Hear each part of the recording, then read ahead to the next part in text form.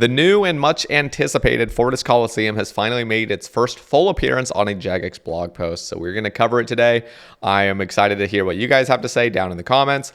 I am going to be sharing my own thoughts. We're going to have the full read through. Now, this is not going to be a completely blind read through because I actually already watched the Adicon Ramble, which I'll have posted in the description if you guys are curious on his thoughts on this. So I already know what's about to come. Now, I have not looked at social media. I don't know what the overall gist and the overall thoughts of the wider community are, but so, you know, this should be a good one, and you should be able to hear at least my initial thoughts on this, generally speaking. So drop a like if you enjoy the video, and also be sure to subscribe. Okay, let's make sure this is all looking nice. Nice.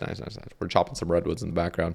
Fortis Colosseum, first look and rewards. First off, I am in full agreement with Adicon. This place looks fucking badass.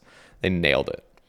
Get ready to vote for Varlamore's most exciting blood sport. Are you ready to take on the Colosseum? Step through this grand entrance and find out. Yeah, Mod, shout out Mod Sween. Let's get a little taste of his voice. Against each other for time memorial. Legend. Okay, the Fortis Colosseum. Long ago, when Civitas Illa Fortis was simply Fortis, its citizens worshipped the sun god Ralos, even more fervently than they do today. Ralos is a god of warmth and sustenance, a god of change and renewal, a god of battle. On the cliffs outside of Civitas Illa Fortis, there once stood a great temple dedicated to sustaining Ralos' power. Those foolish enough to commit crime within the city walls were dragged here, kicking and screaming, to be sacrificed upon the altar. Jesus Christ. These days, of course, the Varlamorians have developed more civilized ways to sustain their god. When he took the throne, King Maximus Tullus ordered the destruction of the temple and replaced it with an even greater monument, the Fortis Colosseum. To this very day, warriors from all over Varlamore gather in this hallowed arena to battle to the death in search of fame and glory. Each drop of blood spilt is an offering to Ralos and a treat for the roaring crowd. Management of the Colosseum is overseen by one of the 7 Teoki of Ralos. Senior priest appointed by the Teokin, am I saying that right? Himself. The fighters, however, are hand-selected by the Lannisters. It sounds like Lannisters. Elite warriors who have proved themselves on the field of battle. If blood, sacrifice, and thrilling combat sounds like your sort of thing, you're in luck. We just happen to have an invitation with your name on it. Gameplay. The Fortis Colosseum is old school's third wave-based minigame, following the fiery footsteps of the Fight Caves and the Inferno.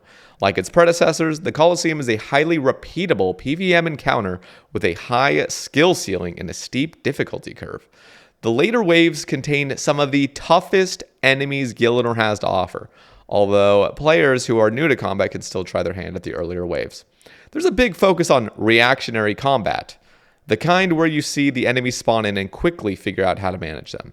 Unlike the Fight Caves and in the Inferno, the Colosseum invites you to make big decisions between each wave. Modifiers. The Modifier System ensures that no 2 Colosseum runs will be the same. Woo, okay, sheesh.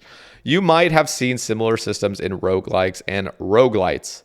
At the end of each round, you'll be given the option to alter your gameplay experience in significant ways, buffing enemies, debuffing yourself, and even altering the terrain for a bigger challenge. The selection of modifiers you have to choose from is randomized, but beware, your choice will persist for the rest of the run. Don't bite off more than you can chew. Thankfully, you'll be offered another choice at regular intervals, the option to exit the Colosseum with all the loot you've accumulated so far. There's no shame in holding back to fight another day, although the best rewards are reserved for those rare champions who stick it out to the bitter end. We want to keep the specific details a surprise, but this mechanic is at the heart of the Colosseum experience. We can't wait to see you battle through the waves and find out what's waiting at the end. Oh, shit.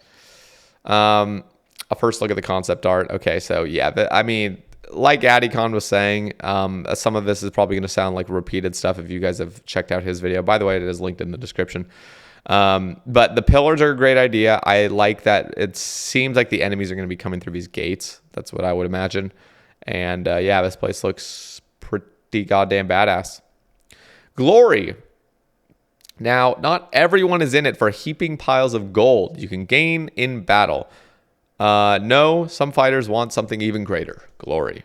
Within the walls of the Fortis Colosseum, glory is more than flowery language. It serves as a measurement of your own prowess and comes with tangible benefits. You'll earn glory every time you complete a wave. How much you get depends on how much damage you took, how quickly you cleared the wave, and the number of errors you made effectively. It's a reflection of how well you performed. This isn't a currency in the traditional sense. You can't farm it by repeating low-level waves over and over again. It's based solely on your performance, and the better you perform, the more glory you'll accrue. As you gain more glory, you'll gain respect inside and outside of the Colosseum. The regulars will grant you access to untradeable rewards, including a swanky new cape slot upgrade, of course. While ordinary citizens all over Varlamore will recognize you and bestow rewards befitting your station. Outside of the reward space, glory also serves as a way to measure yourself against other players. Anyone can beat the fight caves and crow about it to their heart's content, but glory will let you see which of your friends is really the better fighter. We know that talented PVMers have been competing against each other for time immemorial, or at least since 2013, and the system makes that official. We hope that it'll encourage everyone to get stuck in and improve their PVM skills. That said, there are only so many ticks you can save, hits you can avoid, and enemies you can slay in a single run to distinguish between the best of the best. We need to go beyond. We need to go endless mode. I can imagine Mod Ed saying that. Endless mode, like on a fucking stage. Those of you who can't get enough of the Colosseum can choose to extend their run by running back every wave with all the modifiers accumulated so far, plus a few new ones. This is sure to push your glory to new heights, if you make it out alive. Hell yeah. I'm really excited about this. This all sounds great. This is all something that I feel like we've already been rumoring about, so this is all like kind of, we were anticipating this. But now there's the rewards, which we have had no idea about.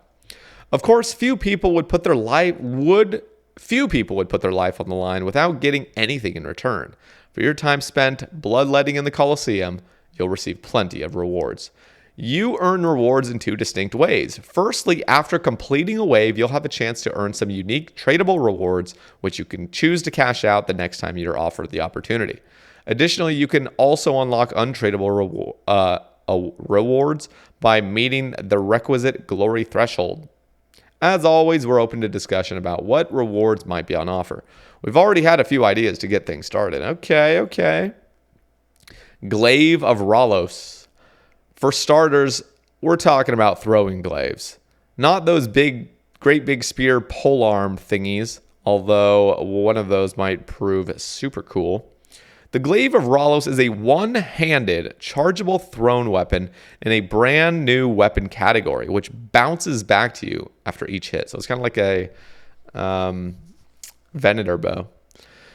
Uncharged, you'll throw it out, hit your enemy for between 0 and 50% of your maximum hit, and have the glaive return to your hand. Infinite ammo sounds neat, but only 50% damage? What gives? When charged with Groovy Glaive, this Groovy Glaive, really comes into its own. Its sharp edges will slice and dice for 2 hit splats. Each splat rolls its own accuracy and damage, where the damage rolls between 0 and 50% of your maximum hit. Not bad, but there's more. As fun as the thematics are, we've got a cherry on top to make sure that your time spent obtaining one of these bad boys is worthwhile.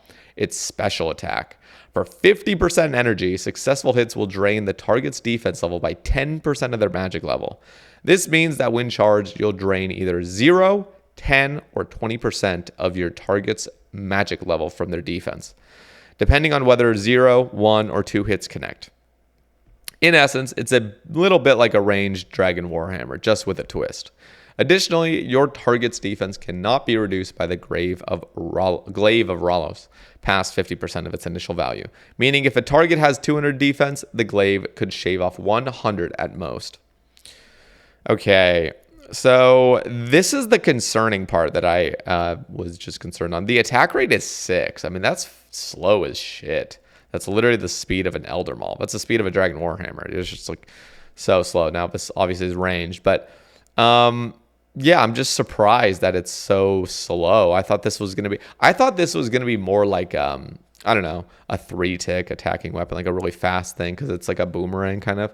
But I guess because it has to travel back to you, maybe it does take longer. So we'll see. 115 ranged attack, that was pretty intense. Range strength 45. Not good, but you are getting 2 attacks. But they're 50%. I don't know. I'm interested with how good of DPS is. Or is this just meant as a spec weapon, really? But you could auto if you wanted to troll, you know? So I'm curious what you guys have to say down in the comments. The Dragon Warhammer special attack reduces your target's defense by 30% of its current value, meaning each subsequent special attack drains a smaller number of defense levels than hits before. The Glaive of Ros drains your target's defense, but the drain is based on the target's current magic level, meaning that subsequent hits will still reduce defense by the same amount. That is pretty cool. Against targets with high defense and low magic levels, the Dragon Warhammer still reigns supreme as your defense reduction spec weapon, but against targets with high defense and high magic levels, the Glaive of Ros should prove to be the better option, especially coupled with multiple chances to hit. So it's a little less all or nothing than the Dragon Warhammer. Our hope here is to add a little more variety when it comes to choosing your spec weapon for certain content. Move beyond the Dragon Warhammer a little in spots, and perhaps provide a more enjoyable alternative for any of you irons to grind it, or to grind if you can't bear to look at another Lizardman Shaman for the time being.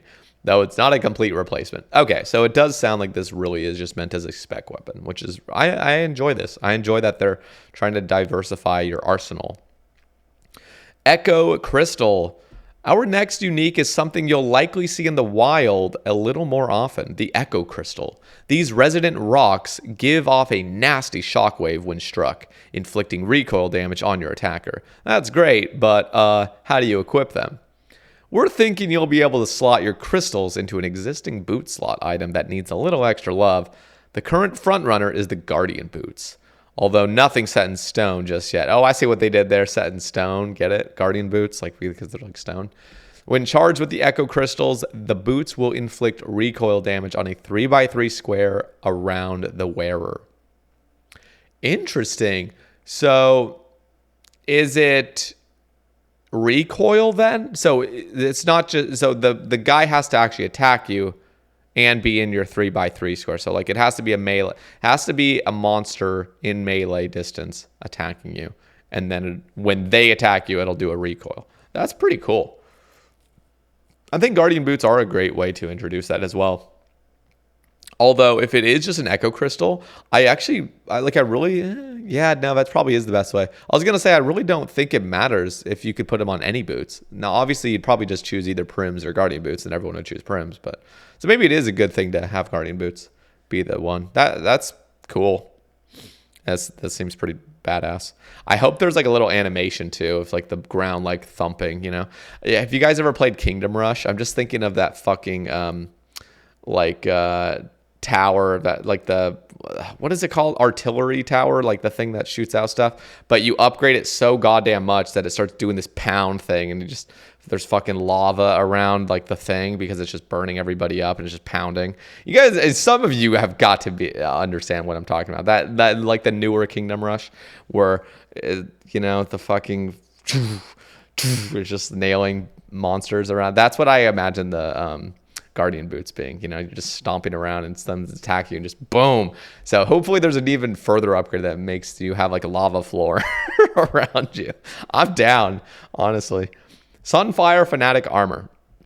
Between the Glaive of Ros, Echo Crystal, and Sunfire Runes, more on those in just a moment, a lot of what's on offer is a little more involved than simple bigger number approaches to rewards. That said, sometimes it's nice to keep things simple, and we've got just the thing.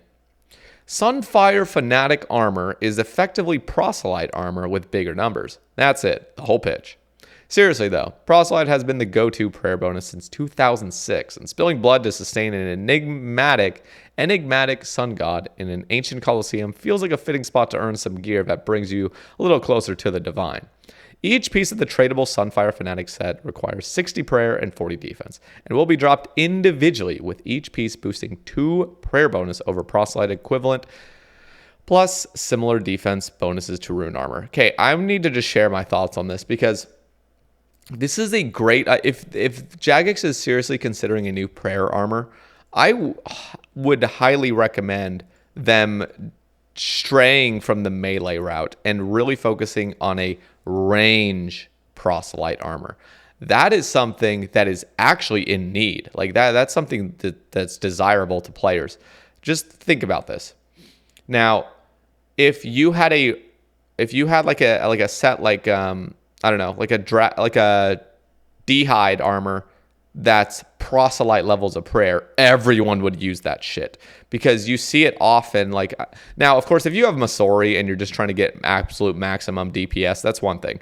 But there are situations like I've seen people at like Brutal Black Dragons that are like AFKing with their T-bows, and they would really probably want to get some super high prayer bonus if it was high enough. So imagine some sort of D'hide set or some sort of, Sunfire Fanatic ranged armor. Doesn't have any range damage bonus, but it could have some range accuracy just like any sort of D'hide.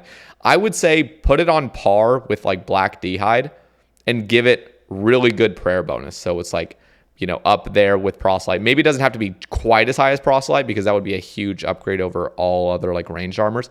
But I seriously think that would be a great addition to this game because we don't have that right now. Like if you want to have extra prayer bonus ranging, you literally have to use like fucking monk's robes. Like it's just like there's nothing. You can use a D'hide, like a god D'hide body, but that is +1, like +1 prayer. So it would be cool, in my personal opinion, to change this to a ranged armor. That's my personal thoughts. Let me know down in the comments if you agree. Because this just feels, I don't know, it's just, we already got Proselyte. Don't get me wrong, this would still be fine. If this enters the game, that's fine. But you have a huge opportunity right now to come out with some badass ranged prayer armor. Because there's a lot of places where you want to AFK and range. I'm even thinking like wyverns. Now, of course, that's really old content, but like sitting there and being able to just keep your, eagle eye on or whatever, just consistently and not drain so much. Same thing with giant mole. Like if you're killing giant mole and you're safe spotting with a T-bow and you just want to like chill out a little bit more and not have so much prayer drain, you could wear this armor. So just something to consider. Sunfire Dust. You'll receive Sunfire Dust in bulk pretty regularly throughout your Colosseum runs. Similar to the Phantom Muspa's ancient essence, Sunfire Dust lets you charge or otherwise interact with various other items, making it a consistent source of profit for anybody taking on the Colosseum Challenge. You already know that you can use Sunfire Dust to charge the Glaive of Ros, but you'll also be able to use it to craft Sunfire Runes and charge Deana's Quiver. Let's talk about those in order. Sunfire Runes. Sunfire Runes are a brand new rune that take a slightly different approach to the Wrath Rune formula. Assuming you have the requisite runecraft level or the funds to pay someone else to do it, you can obtain, or a fucking Scar Essence mine. You can obtain, move on. You can obtain Sunfire Runes for by imbuing regular old fire runes with Sunfire Dust at the fire altar. Just like lava runes, Sunfire Runes will count as fire runes when casting spells. But whenever you consume one, that spell will gain a 10% minimum hit. Oh, shit. 10% minimum hit, but you could still miss. I'm assuming that's... Somebody let me know, confirm. You would still be able to miss and splash, but if you did hit, it would kind of be like the Fang, where you are getting a minimum hit. Sounds like. As a brief note, we anticipate that hovering over a fire spell with any Sunfire Runes in your inventory would clearly show that you'd be using Sunfire Runes, as opposed to boring old Fire Runes. Yeah, that's true. We hope that this boost will breathe a new life into fire spells offered in the standard spellbook, especially in conjunction with weapons like the Harmonized Nightmare Staff. Yeah, that's going to be dope, especially like Ice Demon and PKing. Again, we're thinking that the added damage consistency will help make those underloved options more attractive. Bigger isn't always better, It's always better. Deana's Quiver. Would it really be a wave-based minigame without a sick cape up for grabs?